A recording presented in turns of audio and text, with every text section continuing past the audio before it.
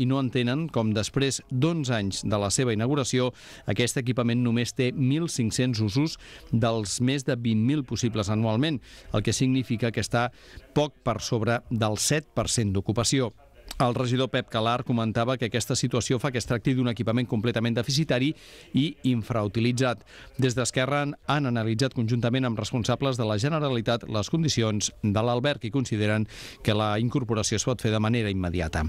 Nosaltres hem fet una anàlisi amb els mateixos responsables de la Generalitat i l'alberg compleix tots els requisits per formar part de la xarxa i llavors demanem entrar a la xarxa d'albergs de la Generalitat perquè això suposaria augmentar moltíssim l'índex d'ocupació. Actualment està per sota del 7,4%, per tant entenem que és baixíssim després d'11 anys i per això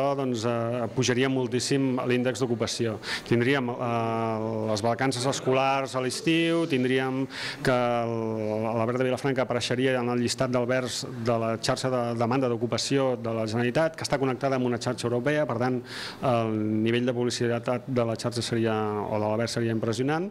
Els representants del grup municipal d'Esquerra explicaven que actualment l'alberg, amb 57 places i tots els serveis en funcionament, està en condicions de poder incorporar-se, com dèiem, de manera immediata a la xarxa de la Generalitat i que això representaria poder garantir un mínim de 2.000 usos només en el mes i mig de colònies escolars, però potencialment permetria poder arribar a uns 10.000 usos anuals, que és el que registren albergs de característiques similars al vilafranquí.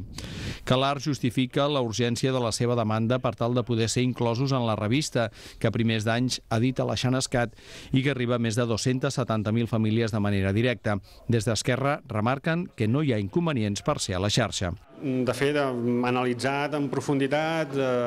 veiem que donaria riquesa, turisme, molts visitants a Vilafranca, generaria llocs d'ocupació directes i indirectes i que inconvenients no en trobem cap. Bé, sabem que és un mal de cap la gestió de qualsevol cosa, però bé, benvolgut mal de cap el fet de poder gestionar amb èxit un equipament com l'alberg i donar riquesa en un moment que creiem que és molt necessari. Entre els avantatges que ofereix l'alberg de la capital de l'Alt Penedès,